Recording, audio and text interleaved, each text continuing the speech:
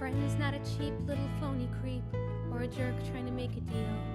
A friend is a person who most of all cares about what you feel.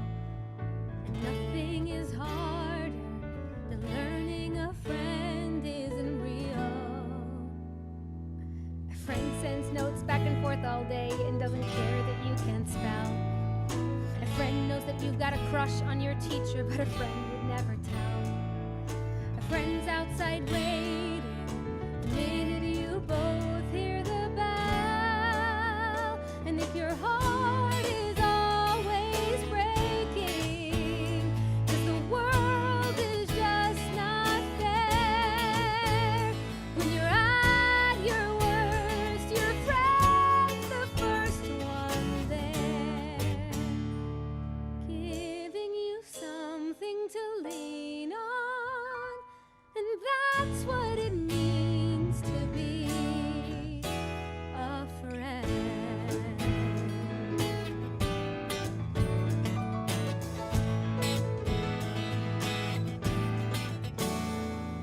A friend won't smoke when she's in your room or laugh at the poems you write. A friend won't go and start kissing your brother the minute you're out of sight. A friend is the person you call 16 times every night. And if your heart is always breaking and you wanna run and hide, when your hope is gone, your friend is on your side. If someone moves in around the corner and you wanna show him you care, so you give him all your last month of vacation and all of the time you can spare. But then on the first day of classes, he acts like you're not even there. Then he doesn't know. He doesn't know. He'll never know what it means to be a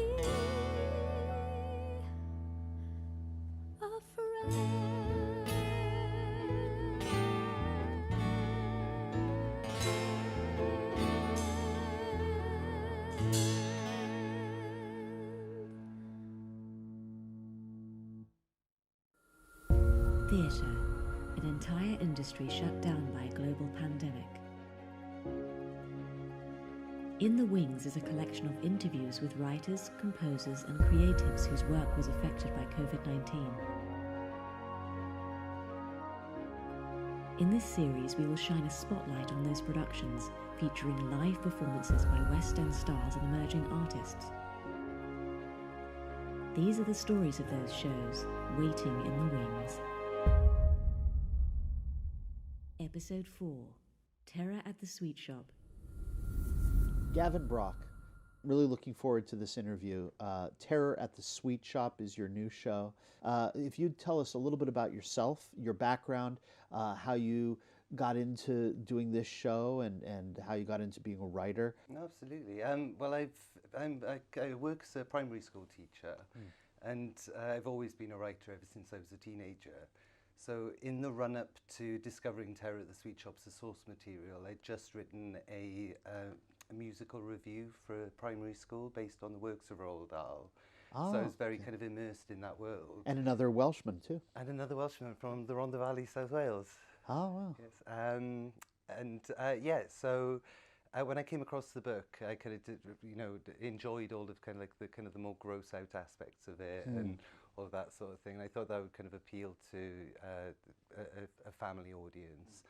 And when I saw the writer was looking for somebody to adapt the musical, I sent him a couple of songs over kind of based on George's Marvellous Medicine and Fantastic Mr. Fox, and he really liked them.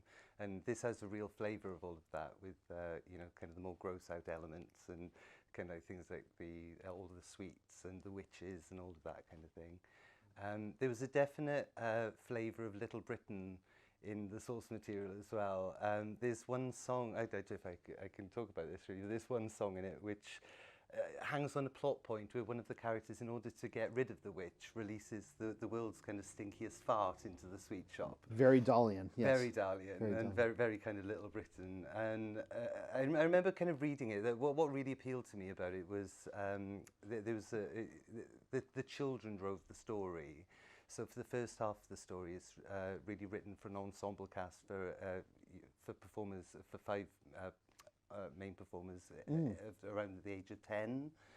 And the second half of the story then focuses more on the development of the grown-up characters. Okay. So there's something really for all audiences. That's terrific. I like the kind of the subversive nature of his work, really, because, you know, in Roald Dahl's universe, the grown-ups are not necessarily the good guys, you know, but for the most part, you know, it's about children rebelling against authority. And kind of my way into Terror at the Sweet Shop really was to look at it as a commentary on politics at the moment, you know, even though it's ostensibly a family show about, you know, children taking power from a witch who's trying to take over the world. You know, with all that's going on in America and the UK at the moment, I think kind of approaching it through that lens of, you know, people not listening to each other anymore and people being seduced by sweet-talking people, and yeah, trying to get your voice heard is kind of the central message of the whole thing. So what stage was the show at in the middle of March? Okay, so we'd been writing it since late 2016, and in that time we had a showcase at the Beam Music Theatre Festival at the Theatre Royal Stratford East, and it's also been selected as finalist for the Styles and Drew Award, Wonderful. the Mentorship Award in 2018 as well. We had a full workshop at the Other Palace for a week, featuring some fantastic West End talent, including children that have been in School of Rock and Caroline Will Change and all these things, brilliant young cast. And we got it up to that point, and we were just about to take it to the Maltings Theatre in St Albans, ready for October, when COVID struck and just kind of put everything on ice. Is there talk about when this is over that there should be a resuscitation? We're hoping to. They said they're going to push their programme back into next year, so hopefully around this time next year we'll be preparing to put on a full production.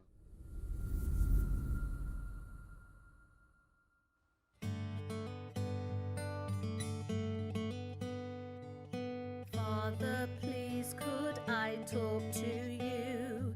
It's been 2 years now and I know you're blue. No, please don't say, just go on and play. Could I talk to you? Look, Dad, I don't mean to be a pain, but does TV and beer really ease the strain? The warm caress won't quite heal the mess. It might just make a person feel again. Remember once you would rush when I scraped my knee. Remember once you would smile and we'd laugh and be free. Once I didn't have to wish that for just once. You would turn around and see, hey Dad, it's me. Dad, look, I don't mean to be a pest, and I know you're the grown-up and you know best, but a microwave meal was never part of the deal. Back when Mum would get us up and dressed. Remember when we were 3, you'd have love to spare. Remember when we were 3, you'd get out of that chair and you'd show us so much love that now it's gone, feels just so hard to bear. You were there, yes, you were there.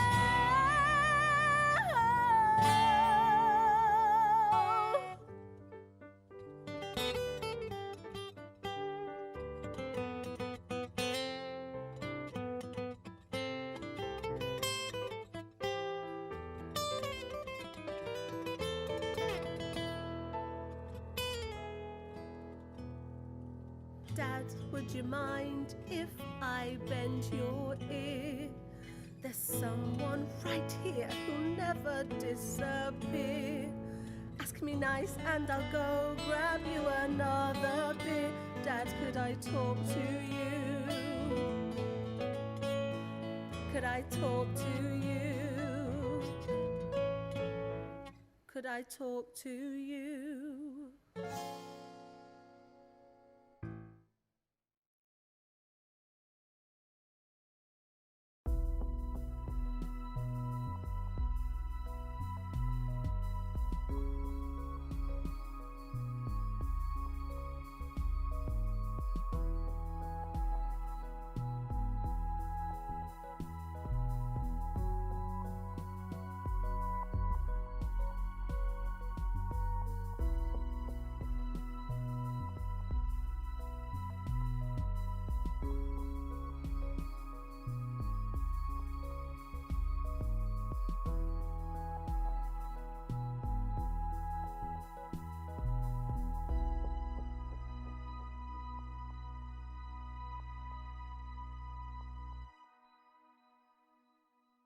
What's your musical background? You wrote both the music and the lyrics.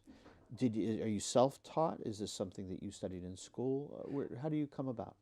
Well, I've been doing it since I was a teenager. I discovered Alan Menken and Howard Ashman like everyone else, and Little Shop of Horrors, which I absolutely adored, and kind of subsequently got into Stephen Sondheim. So in my world, you know, as I was growing up, while everyone else was into pop music, Sure. you know, I was into Sweeney Todd and this other kind of musical language.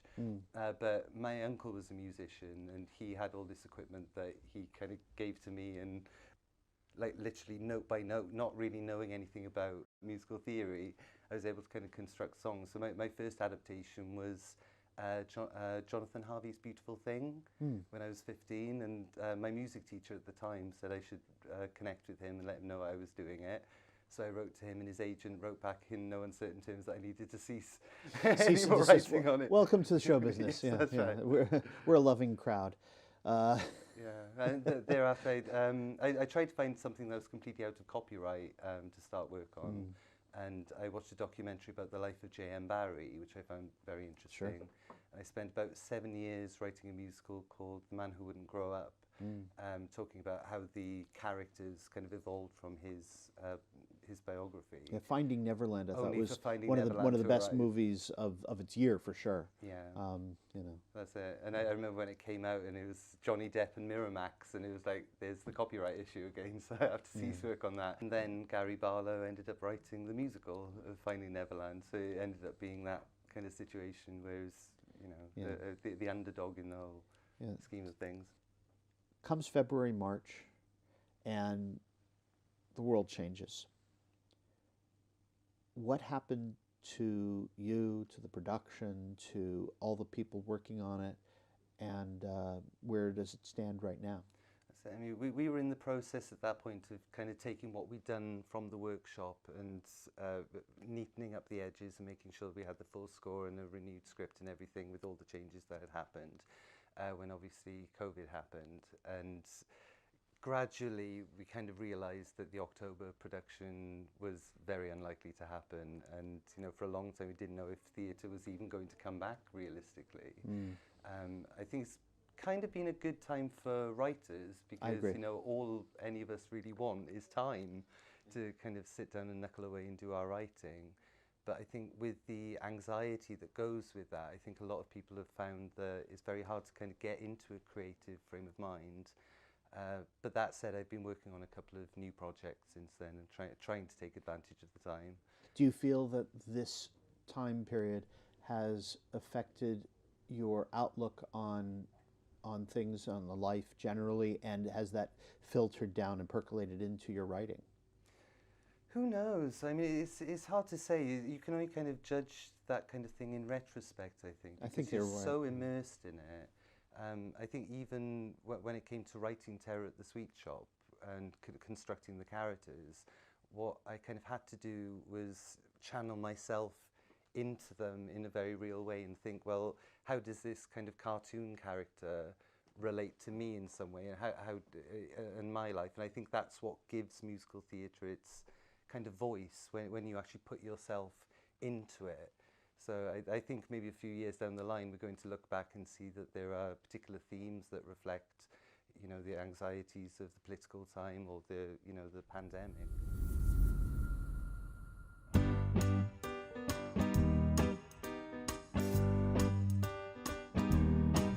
You got brains, you got smarts, you got spunk. Kid, you're a work of art, so how come no one sees? They walk round like living lobotomies. You know, you try to state your case, but they think you're absurd.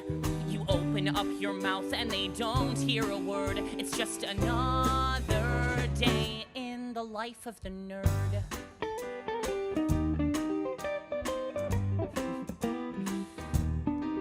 And so what?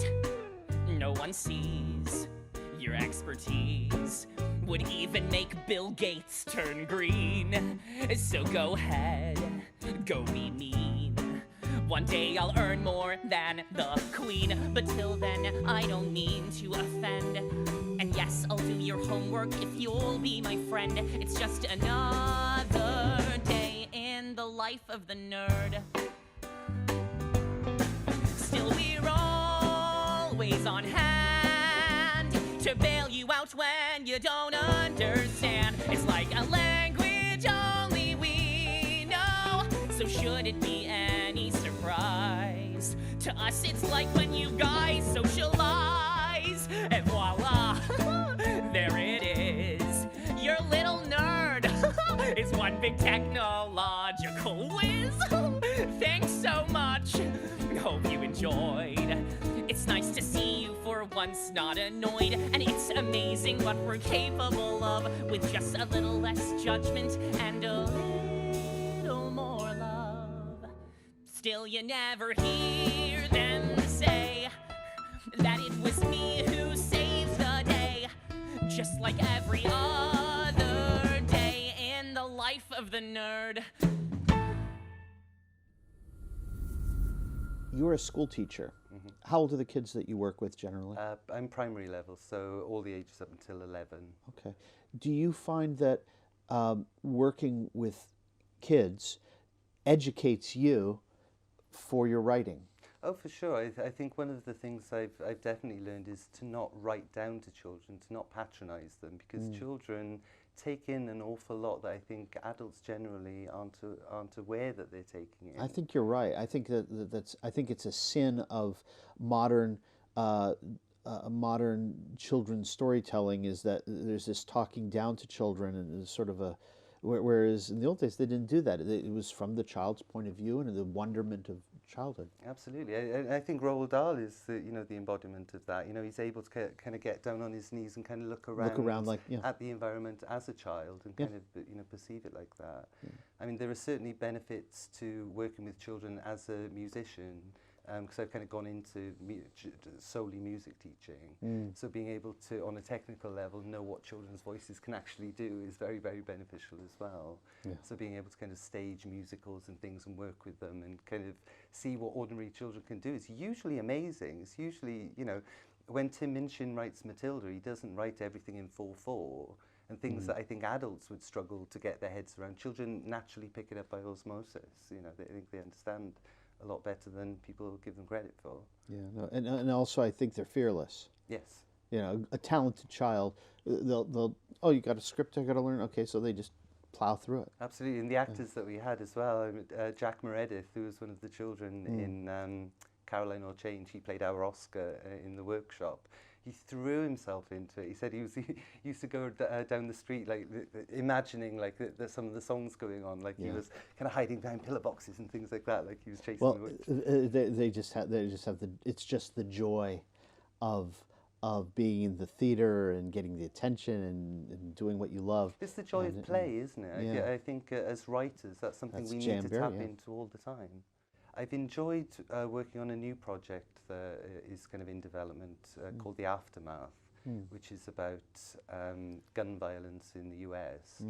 And I'm kind of exploring country and western as a possibility for the musical language of the piece. How interesting. And kind of doing some research on how to make that theatrical as well. So, you know, they work very well as ballads, but kind of making it a dramatic form is something else in its own right. But Sounds exciting. I hope so. It kind of started life as a two-person because of the COVID situation.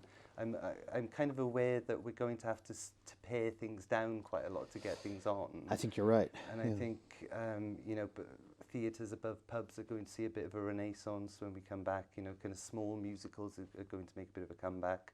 So it was originally conceived as a two-man musical. But inherent within that is the stasis of two people in a room. So I've kind of expanded it outwards for it to be a 5-person ensemble. So there's a trio that comment upon the action that's going on, kind of bring you in and out of different characters and things like that.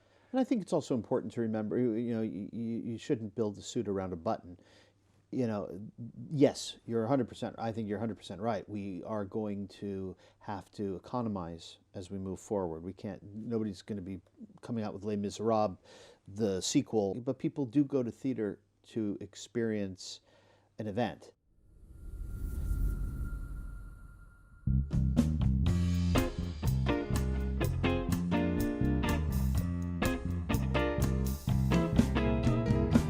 When I was younger, just a slip of a wish, no older than about 105. We lived in hunger and we'd barely a stitch. It took all my darkest magic to simply stay alive. But now I'm older and I've seen what I've seen. Been round the block and back and everywhere in between. I gotta say, I pray it's only a phase, 'cause nothing quite enthralls me or truly appalls me quite like kids these days. And you wonder why we're on the skids these days. Noisy troublemakers, liars, thieves, and fakers. It's time somebody came to take care of their wicked ways. Kids these days. You think your little sproglets are made of sugar and spice, the perfect bundle you've been dreaming of. In point of fact, their heads are crawling with lice, with the kind of face that only a mother could play to love. Too small for prison, but too big for your knee.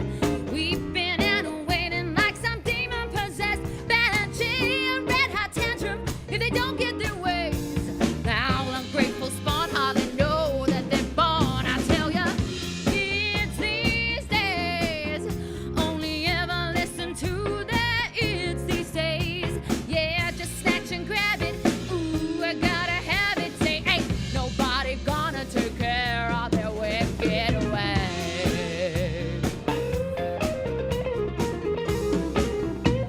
The sound of children's laughter, well, it fills up my heart with gold. But there's just one thing I'm after. No, I won't be satisfied till I've crushed them all. Kids these days, always squiggling and squirming like squids these days. Nasty little brutes getting too big for their boots, I tell ya. Somebody ought to take care of their wicked ways. Kids these days. How do you see theater evolving as we come out of COVID? Well, I have a feeling that because writers have had their time to get their heads down and do lots of writing, that there's going to be a bit of a renaissance in British musicals, particularly at the moment.